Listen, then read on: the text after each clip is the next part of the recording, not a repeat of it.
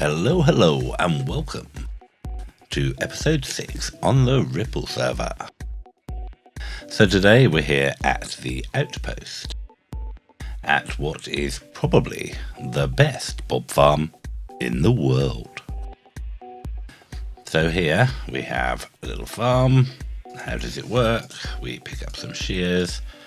I will fill my inventory up because I don't want extra shears yet. We pop in here, shut the door, which puts the trap door down and sets off the timer, which will dispense shears at our feet. Then we sit here and we just hold right click down. Now I have to use an external program now to hold the right click down for me, which I've written a program to do that, and I might one day, if I get around to it, make that available on my website when I get around to making that. Too many things to do. So yeah, you just stand here, AFK, holding down right click, and the sheep will slowly filter through. They're all called Bob, and there's a couple there that you can see called Kate, because as we all know, Kate is short for Bob. Alright, the reason why they're all named is so they don't form part of the passive mob cap. So if someone else wants to make a passive mob farm or such, we won't interfere with them by having this running. Right, so it's very simple. They're a little bit cluttered up here together at the moment. Let's turn this off, because I had a little issue I'll talk about in a moment, which was a Minecraft issue rather than the farm issue. So let's clear out some of the rubbish from my inventory. Let's have some shears if we want one of them. So the farm. Let's go to the inside. As you can see, we have a bunch of the sheep running along here, then a water elevator. Right, so this farm is basically based off the Snow Crash design. I think he called it the hot dog or something. It has some grass. Grass will go under glass, so that's not a problem. This extra grass is not really needed, doesn't help anything, it's just nice to have.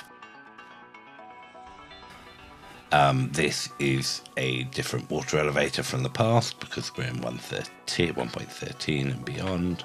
So we have soul sand. These are all water sources. Hold the water back with some signs. The sheep, if I put on their hitboxes, you can see how big they are, and basically sheep are, I think, about 1.5 high or a little bit shorter than that, but they're a 1 block across. So basically they don't drown because the moment their hitbox is entirely in there, they shoot up. Because yeah, if their hitbox is slightly outside, they can still breathe, so that's not a problem. So they can sit like this forever. And then they come to the upstairs. Here they pop up here. Come on, you're gonna come up and show us how it works. Here comes, well, one in a minute. They slowly rotate round because they wander off to try and find grass to eat, and they bump into each other with their hitboxes and push each other along. So quickly talk about the problem I had the other day, which is why they're a little bit squished in one part and not evenly spaced out yet.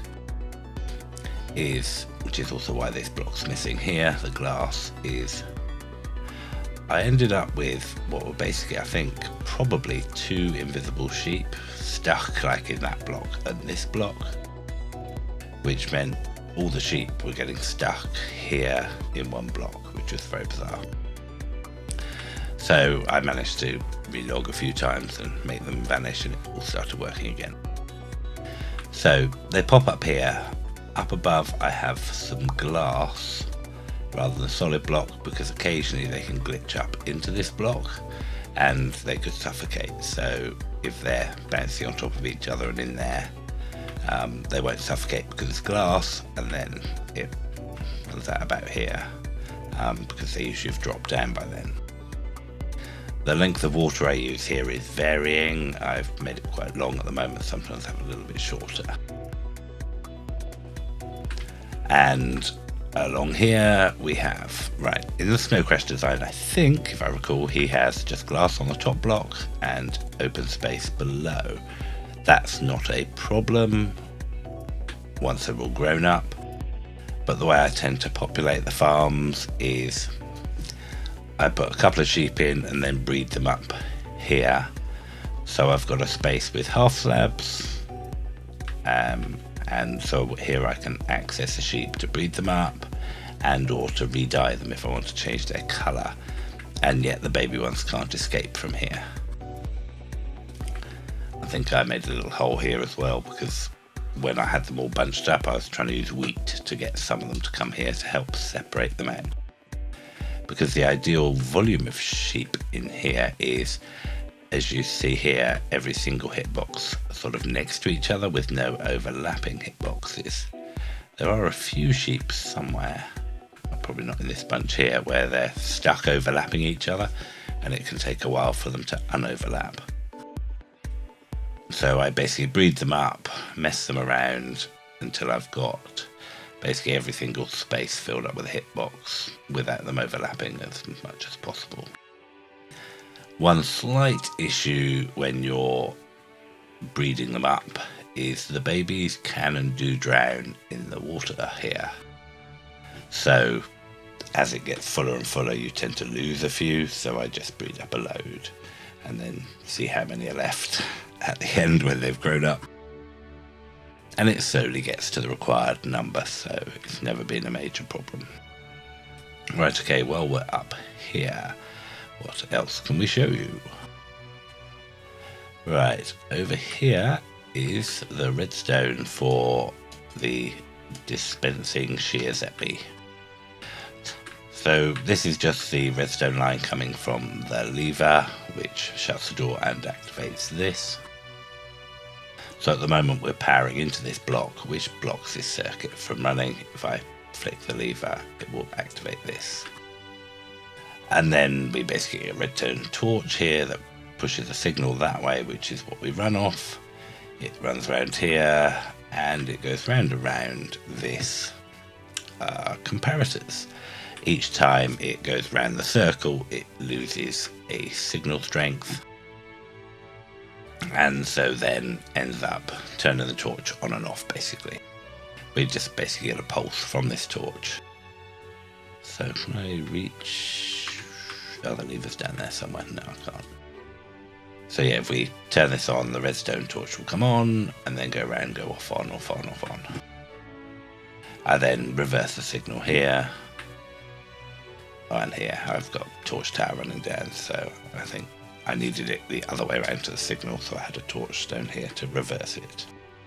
So we can close off that now. Let's go down to the bottom. Again, here I've just got glass top and bottom. The sheep obviously are coming this way. This is where I've got a few too many sheep at the moment. I need to kill a few off because they're a little bit cluttered up here. You can see there's overlapping there. There's 2 in that block. 2 in that block. 2 in that block. Yeah, so I've probably got 1, 2, 3, 4, 5, 6, maybe 7 too many at the moment. But I sort that out over time, and it can take a while for them to separate out. And occasionally you end up with 2 that just won't separate, so sometimes I just kill them off and breed up another one or something. So, oh, I've got to go around. I didn't necessarily build it in exactly the right place because I had some problems with the dispensing out of shears, so it's a bit tight around here. Right, so this is the dropper. It drops them at my feet rather than dispenses them. There's a dropper there, there's a dropper underneath it pointing up, and there's this hopper going in. So if I put some more shears in here, that's how you fill it up before you AFK. That one's full. That will go into the dropper below, so the dropper below must be full. And that one. So I've got, what, 2 9s, 18 plus 5. You can do the maths. This is how I get shears, because obviously when you sit there AFKing shearing, your shears get destroyed. Let's quickly go round to the actual AFK spot here. Right, it's a bit more complicated than the Snow Crash design because of issues I had in 1.13. Firstly, here I always tend to have like a half slab, there's a hopper below that into the actual farm, so that when wool flies off, it's unlikely to land here, and if it does, it should get sucked in by a hopper. I find a half slab works better than like a trapdoor because it just leaves a half gap opening, so less likely for wool to jump towards me. And the biggest issue if wool gets picked up by you is, whilst your inventory's full and you shouldn't pick it up, what can happen is the moment your shears break, you've just sheared something, and if that wool jumps up before another shears gets dropped at your feet, you'll pick up the wool block and then you'll no longer shear. The sign is at the back. Partly it's a little cross where I can aim at, and secondly, because I'm holding right click down, if I picked up wool I would then place it in this gap here, which would cause havoc with sheep cramming up above and stuff. So the sign means I can't place the block even if the worst should happen. Right, the main issue I had with 1.13 was to do with shears. Under here is hopper that picks up the shears, because obviously these shears are getting dropped all the time at my feet because it doesn't know when I've worn out my shears. And when I don't pick it up, it then gets picked up in the hopper below and fed back into the system. Right, in 1.13, what happened was when shears get dropped on a hopper that you're standing on, the hopper picks it up before you do. Prior to 1.13, it was the other way around. You would have priority over the hopper you were standing on. So if you had a space, you would pick it up, and if you didn't sort of instantly pick it up, the hopper would draw it in. So I had to add in locking the hoppers below to prevent that happening. And then also, an issue I had was under this half slab is a hopper, and under that was a second hopper, because hitboxes have changed. I've messed around here, so it's not actually, there's a hopper and then there's a gap now, because I was messing around with this to try and do, but there was another hopper here. But basically, because this hitbox has now changed, shears could come into this space here, and if you have a hopper on top of a hopper, like there and there, if shears go into this gap here, they wouldn't be close enough to me, so I wouldn't pick them up. But also the hopper below would not pick them up either, because this hopper seems to only look in the hopper above it. So go back round. So I ended up having to put I put a full block here, thinking, aha, this is just enough room for me to reach and still shear, and that should stop the shears, going underneath the hopper, which it did, but shears would jump from here on top of this block. So I went full overkill mode and put a half slab on top, so it only gives a smaller area for the shears to jump up to, and I also put this trapdoor here. So if you're standing here, you can trapdoor on yourself. So this should stop the shears coming to the top half of me. So with the half slab and this, it appears to stop shears jumping up to here. And by complete skill, obviously that activates the trapdoor as well. It wasn't just random luck. But yeah, that trapdoor seems to help. So that was, the issue I had with shears. One of the things I tried was to drop this hopper down so that shears would plop through here and get at least taken in by the hoppers. Obviously part of the issue is these hoppers are on the wool side rather than the shear side, so I would have needed to sort them and pull them back. But the shears didn't drop down here. They flew through here and then glitched straight through this wall. So there were some blocks here. I've removed them so I can show you what's behind. And so we end up with shears on the stairs here. So this was the solution I ended up with to guarantee I don't lose shears. And the problem is because it's constantly throwing shears very quickly. Because you don't know when you're going to break the shears and you don't want to sit there forever or for 5 minutes without picking up shears. You burnt through all the shears here very quickly and they would lie on the floor and despawn and you'd end up AFKing with no shears left. So that's why that side of it's all a bit weird.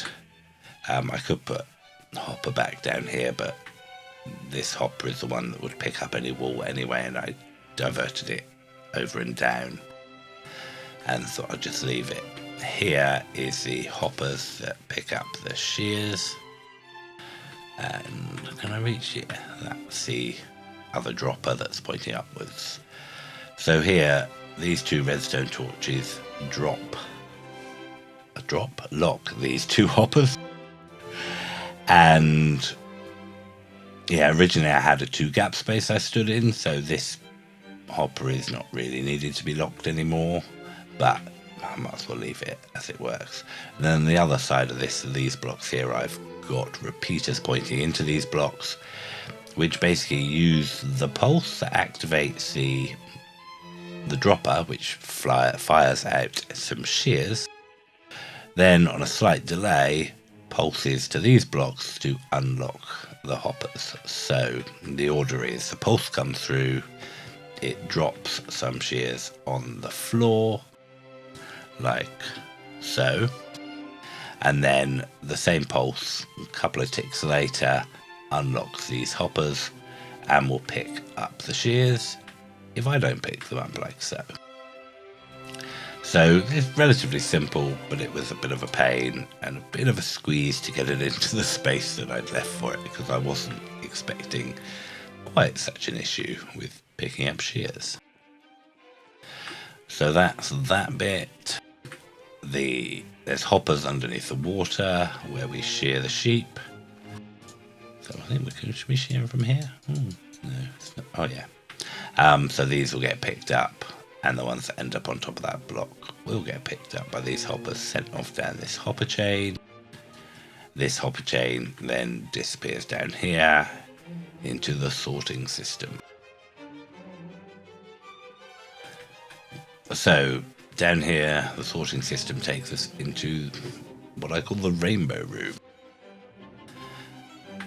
So as you might guess, here we have item sorters with the red wool and filler, and then the next one is probably orange, yes, and yellow.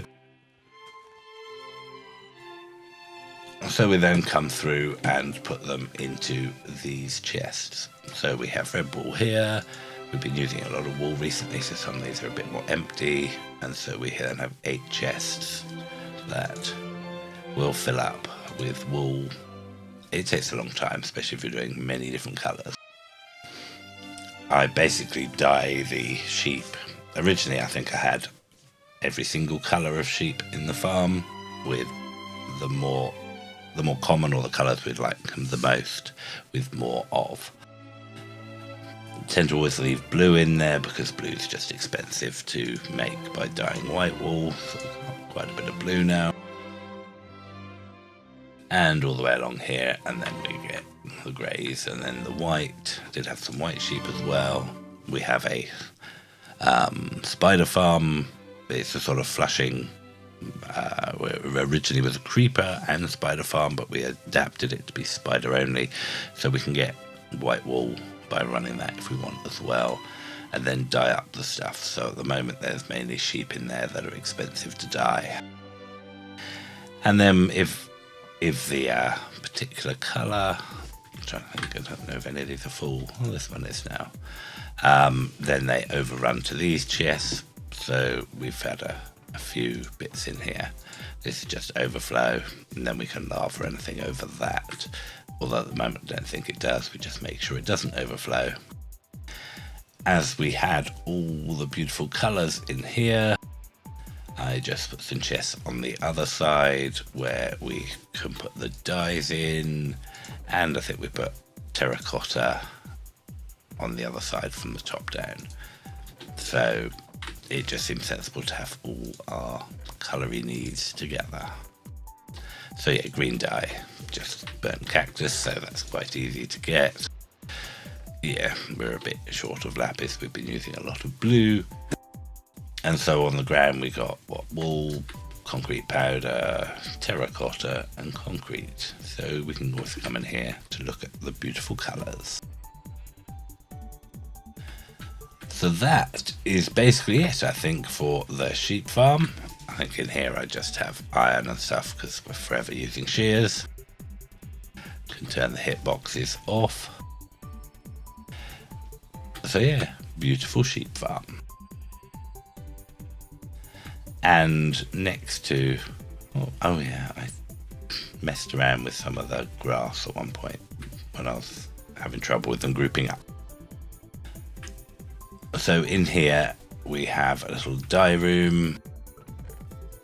If I can remember where things are, I can, what colour? Let's do a bit of yellow. So this is a 2-high flower farm. Obviously there's some here for decoration. There's ones here for you to grab to make. In here we have a bunch of dispensers, which should be, I can't select it with the flower in the way. A bunch of bone meal, which is fed from this chest here, and a bunch of hoppers. And if we want some, we turn the farm on and watch it go crazy. You obviously have to deal with a lot of clicking, and potentially you need quite a lot of bone meal if you're potentially making quite a few. But it does mean that these 4 colours are very simple to get, provided you have bone meal, and we have a skeleton farm. So there, that was 1, 2, 3, 4, 5, 6, 7, 8, almost 9 stacks of sunflower. So we can just convert them into the dye, like so. But gonna run out of inventory space. Let's just bung some back here. Always make sure you have plenty in there so you don't run out of the flour. And then we just pop them down here. I like to have a reasonable supply of each of these dyes so that when we just suddenly want to make something, you can get them quickly. So that's farm. Obviously this will take a while to filter the bone meal back through. And then over here we have, if you can't guess, a cocoa bean farm. Actually I think I need more than one. It's best to have a few. We stand here.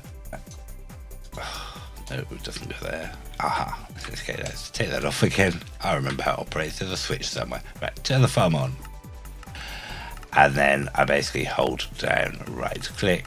So I am placing the, whatever it's called, cocoa bean onto the back block.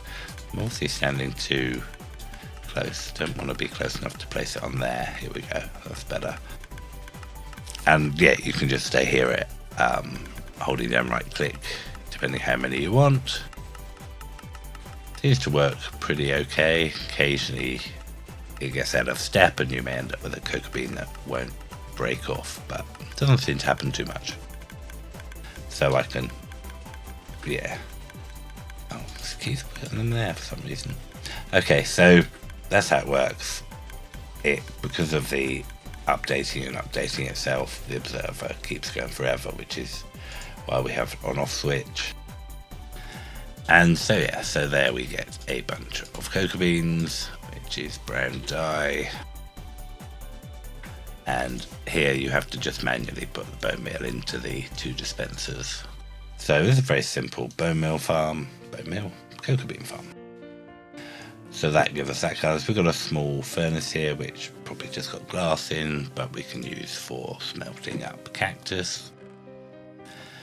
Here is probably nothing at the moment. It's where we keep our natural terracotta or uncoloured terracotta. And here is just somewhere to put some bones for all your bone meal needs. This is a very simple little concrete machine, but I wouldn't call it a machine really, but a way to make concrete powder into concrete. And this is just stuff lying around still. I think I've got a bunch of dies there just for convenience. So that is the sheep farm, basically the dye farms. I think that's about it for this episode. If you enjoyed the episode, please remember to leave a like and please comment.